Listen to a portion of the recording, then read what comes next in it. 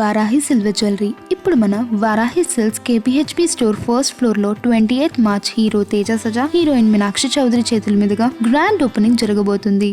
మేడ్చల్ జిల్లా జవహర్ నగర్ లో దారుణ ఘటన జరిగింది. ప్రియుడు కోసం కన్న తల్లినే హతమార్చింది కూతురు. మే 2025లో అంజు మిస్సింగ్ కేసు నమోదైంది.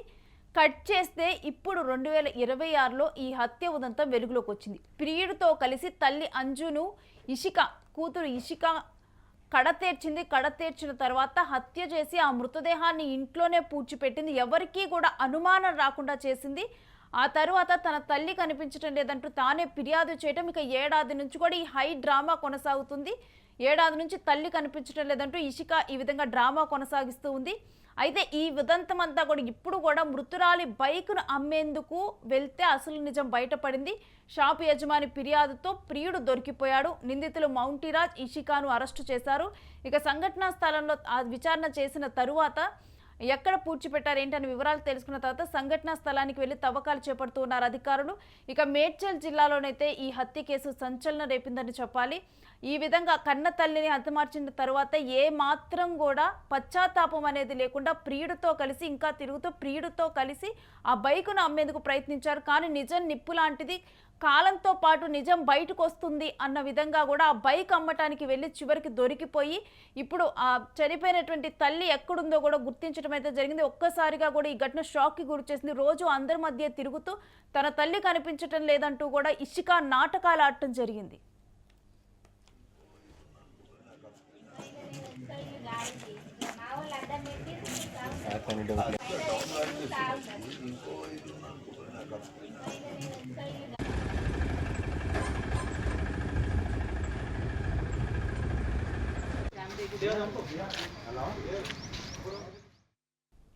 ఇక ఈ విషయం గురించిన డీటెయిల్స్ మా ప్రతినిధి సత్యాన్ని అడిగి తెలుసుకుందాం. సత్య, అసలు ఈ హత్య ఉదంతం ఎలా వెలుగు చూసింది? ముఖ్యంగా మేడ్చల్ జిల్లా జవహర్ నగర్ లో జరిగినటువంటి ఘటన అత్యంత దారుణ ఘటన. స్థానికంగా తీవ్ర సంచలనం అయితే సృష్టిస్తున్న పరిస్థితులు కనబడుతున్నాయి. ముఖ్యంగా ఏదైతే రిషిక అనే ఆమె ముఖ్యంగా తల్లి అంజును అత్యంత కిరాతకంగా అతని ప్రియుడితో కలిసి అత్యంత కిరాతకంగా మరి హత్య చేసి ఆ ఇంట్లోనే పూడ్చిపెట్టడం ప్రస్తుతం కలకలం రేపుతున్న పరిస్థితి కనబడుతూ ఉంది. ముఖ్యంగా ప్రియుడి కోసం అంటే గతంలో అంజు రిషిక వెళ్ళి అడిగింది, అంజును అడగడం జరిగింది. అయితే రిషిక ఒక అబ్బాయిని ప్రేమిస్తా ఉంది, ఆయన మౌంటీ రాజు అనే వ్యక్తితో ఆమె ప్రేమలో ఉంది. ఆ విషయాన్ని అంజుకు చెప్పడం, తన తల్లి అయినటువంటి అంజుకు చెప్పడంతో ఆమె కొంత నిరాకరించిన పరిస్థితి కనబడతా ఉంది. మా ప్రేమకు ముఖ్యంగా మా ఇద్దరి ప్రేమకి అడ్డొస్తున్నటువంటి మా తల్లిని చంపేందుకు ఇద్దరు కూడా ప్లాన్ చేశారు. ఇషిక అలాగే రాజు కూడా ఇద్దరు ప్లాన్ చేశారు.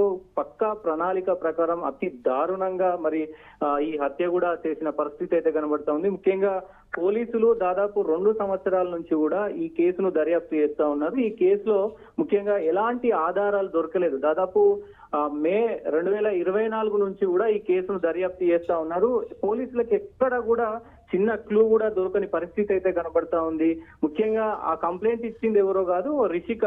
మా తల్లి కనపడట్లేదు, ఇంటి నుంచి వెళ్ళిపోయింది, తర్వాత ఎక్కడికి వెళ్ళిందో మరి ఏంటో అని ఆమె కంప్లైంట్ ఇచ్చింది. పూర్తి వివరాలు కావాలి, మా మమ్మీని కనబడట్లేదు అంటూ కూడా ఆ కంప్లైంట్ లో కొన్ని వివరాలు ఇచ్చిన పరిస్థితి ఉంది. పోలీసులు కూడా దాదాపు 2024 నుంచి ఇప్పటి వరకు కూడా ఎలాంటి క్లూ సాధించలేకపోయిన పరిస్థితి కనబడుతుంది. అయితే ముఖ్యంగా ఎట్లా ఈ మొత్తం కూడా ఘటన మరి వెలుగులోకి వచ్చిందని చూస్తే గనక హత్య చేసినటువంటి అనంతరం ముఖ్యంగా మరి ఏదైతే ఆ బైక్ ఉందో, ఆమె పేరు మీద ఉన్నటువంటి బైక్ ను వీళ్ళు దాదాపు ఈ 2 సంవత్సరాల తర్వాత దాన్ని అమ్మడానికి, హోండా యాక్టివా ఉంది ఆమె దగ్గర, దాన్ని అమ్మడానికి ఒక సెకండ్ హ్యాండ్ కి సంబంధించినటువంటి షోరూమ్ కి వెళ్లారు. ఆ షోరూమ్ లో ఆయన బైక్ ఏదైతే యజమాని ఉంటాడో ఆ యజమాని కొన్నారు. దాని తర్వాత ఏదైతే వాహనానికి సంబంధించినటువంటి పత్రాలు ఉంటాయో, ఆర్సీ గాని ఇంకా వేరే ఇతరత్ర దానికి సంబంధించినటువంటి పత్రాలు అన్ని కూడా చూడడం జరిగింది.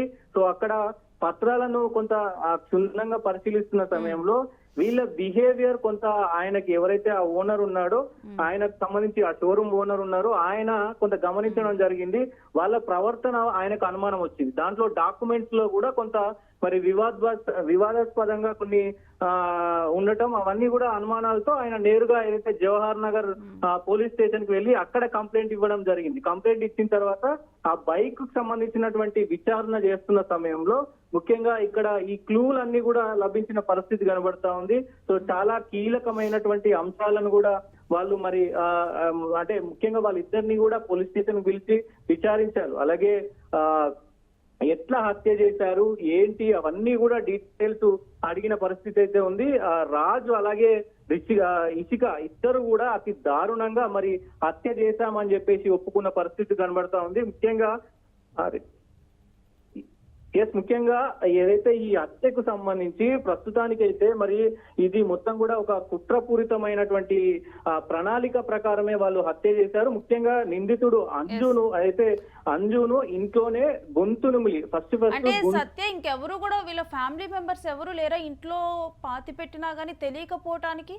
డెఫినెట్ గా వీళ్ళిద్దరే కలిసి ఉంటున్నారు. ఎవరైతే అంజు వాళ్ళ కూతురు ఇషిక వీళ్ళిద్దరు మాత్రమే ఉంటున్నారు. ఇంట్లో ఇంకెవరు లేడు. అయితే ఎవరు లేని పరిస్థితుల్లో కూడా వీళ్ళు మరి కావాలని అంటే అడ్డున్నది అమ్మే ఒకతే కాబట్టి అమ్మను ఇంకా మరి ఈ హత్య చేస్తే కనుక మనకి ఎవరు అడ్డు రారు, మనం చేసిందే ఇంకా నడిచిపోతుంది అంటూ కూడా వాళ్ళు ప్రణాళిక పన్నుకున్నారు. అయితే అంజును ఇంట్లోనే గొంతు నులిమి హత్య చేసిన పరిస్థితి ఉంది. ఆ తర్వాత కూడా మరి ప్రాణం పోలేదని చెప్పేసి మరి సుత్యతో కూడా పగలగొట్టి ముఖం పైన బలంగా కొట్టి ఆమె మొత్తం కూడా మరణించే వరకు కూడా చాలా చిత్ర హింసలు పెట్టి ఈ మొత్తం కూడా హత్య చేసిన ఘటన చోటు చేసుకుంది. ముఖ్యంగా హత్య చేసిన తర్వాత కూడా ఎక్కడ డౌట్ రాకుండా ఇంటి పక్కనే పెద్ద గోతి తీసి దాంట్లో పెట్టేసి మొత్తం కూడా సిమెంట్ తో మొత్తం కూడా ఫ్లోరింగ్ ఆ ఏరియా మొత్తం కూడా ఫ్లోరింగ్ చేసిన పరిస్థితి కనబడతా ఉంది. ఇవన్నీ కూడా పోలీసుల ముందు ఒప్పుకున్న పరిస్థితులు అయితే కనబడుతున్నాయి. ఏదేమైనప్పటికీ నిజం ఏదో ఒక రోజు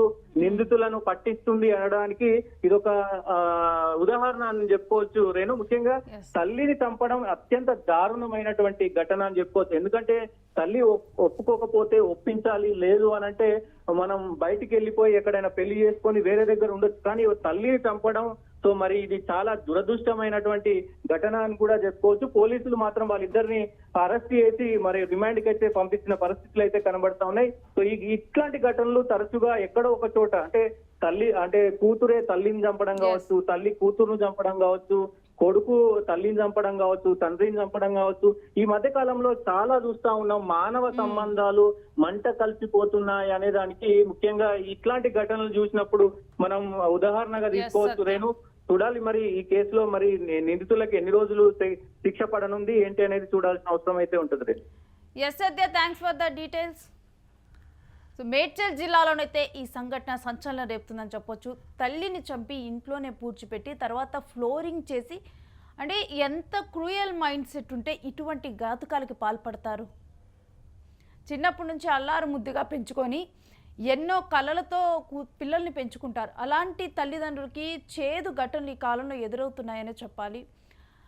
రీసెంట్గా చూసుకుంటే కనుక కొన్ని వారాల క్రితమే తల్లిని తండ్రిని ఇద్దరిని కూడా ఒక నర్సు ప్రియుడి కోసం ఇంజెక్షన్ ఇచ్చి వీళ్ళు చనిపోతే తప్పితే నాకు పెళ్లి జరగదు నా ప్రియుడితో అని చెప్పి ఇంజెక్షన్ ఇచ్చి ఒళ్ళు నొప్పుల ఇంజెక్షన్ అని చెప్పి ఇచ్చి వాళ్ళిద్దరిని కూడా మత్తు మందుతో చంపిన ఘటన జరిగింది. ఇలా వరుసగా కూడా అంటే ఎంత మానవ సంబంధాలు అంటే వాళ్ళకి కావాల్సింది దక్కటం కోసం ఎంత ఎక్స్ట్రీమ్కైనా వెళ్తున్నారు. సొంత కన్న తల్లిదండ్రులైనా చంపుకుంటున్నారు. ఇంకా కొంతమంది తల్లులైతే ప్రియుడితో ఉండటం కోసం కడుపున పుట్టిన వాళ్ళని చంపుకుంటున్నారు. తమతో జీవితాంతం తోడుంటామని వచ్చినటువంటి భాగస్వాములను చంపుకుంటున్నారు.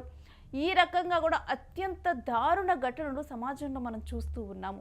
ఇంకా అలాంటి వాటిలో ఇప్పుడు మేడ్చల్ జిల్లాలో జరిగినటువంటి ఘటన ఒక సంవత్సరంగా తన తల్లి కనిపించడం లేదంటూ హై డ్రామా నాటకాలు ఆడుతూ కూడా రెగ్యులర్గా వాళ్ళు తిరిగే జనాల మధ్య తిరుగుతూ కూడా ఏమీ తెలియనట్లు నాటకాలు ఆడిన కేసు అయితే ఇప్పుడు సంచలనం రేపింది. ఇప్పుడు రిమాండ్లో ఉన్నారు వాళ్ళిద్దరూ కూడా పూర్తిగా విచారిస్తున్నారు పోలీసులు.